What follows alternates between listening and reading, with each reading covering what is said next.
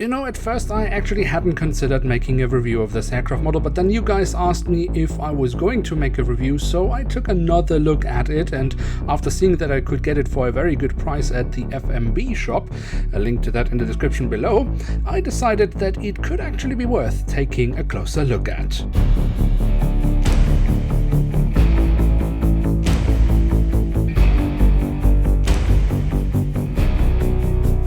And with that, hello and welcome to a new episode of Review, where we today will take a closer look at a Boeing 777-300ER of Air France. At the front of the box we have a cutout, so we can get a glimpse of the aircraft model inside, and on top of that we have the Air France branding.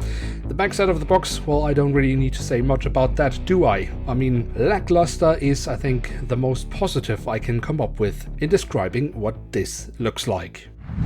And here she is, the Boeing 777-300ER, the flagship in the current Air France fleet in their current standard livery. Although, let's be honest, the current iteration of the Air France standard livery is not very much different to the ones we have seen before. Just a few minor details have been tweaked here and there.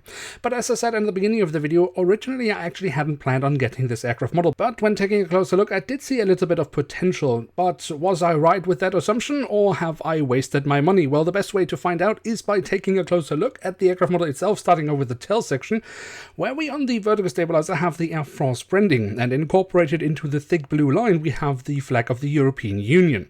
On the fuselage we then find the full registration code of the aircraft type specification, the SkyTeam logo, of which Air France is a founding member, and the Air France KLM Group logo. And the placement of these two logos is of course new in the livery, as they used to be placed in the front of the aircraft. On top of the fuselage we then also have the addition of these lovely two set domes, where Herpa, I think, has done a very lovely job. And where they also have done pretty well is towards the very tail of the aircraft, where we see a little bit of detailing around the APU exhaust. Then at the front of the aircraft and across the fuselage we find really the major change in the current Air France livery, and that is the Air France writing or logo here, which however has grown quite significantly in size. Underneath that we have the name of the aircraft, and we do also find some static ports printed on here across the fuselage.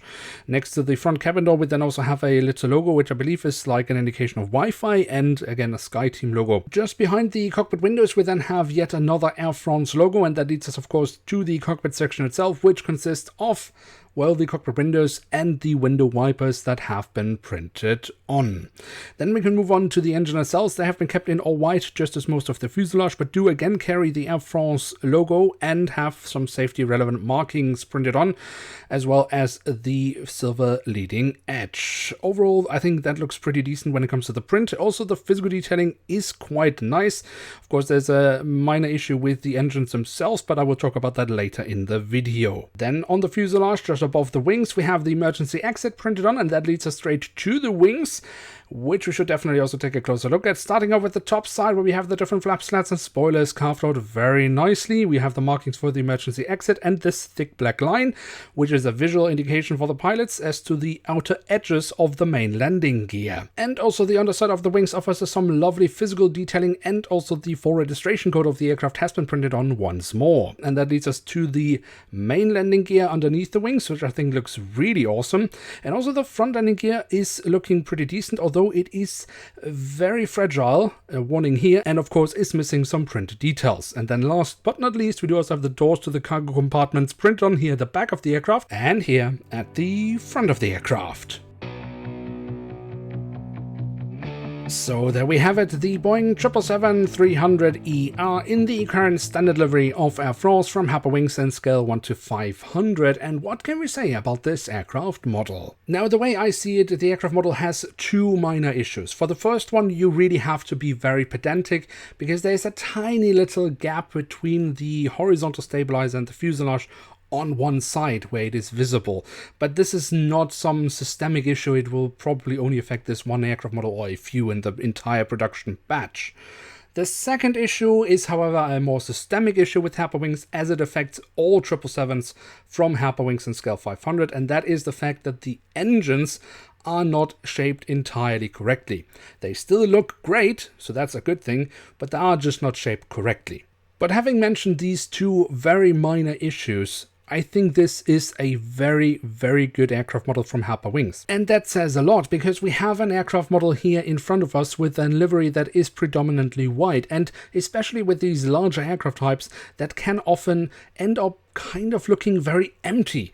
But in this case it doesn't, and the simple reason for that is that Herpa has actually added a few details in the print. And it's really not that much. I mean, a few minor details on the engines and a few static ports across the fuselage. That in combination with the few details that the livery has to offer makes the aircraft look really good. So I'm really happy that you guys asked me to review this aircraft model, because we might just have ended up with the best wide-body Air France aircraft model in Scale 500 to date. Now with that, we have reached the end of today's episode.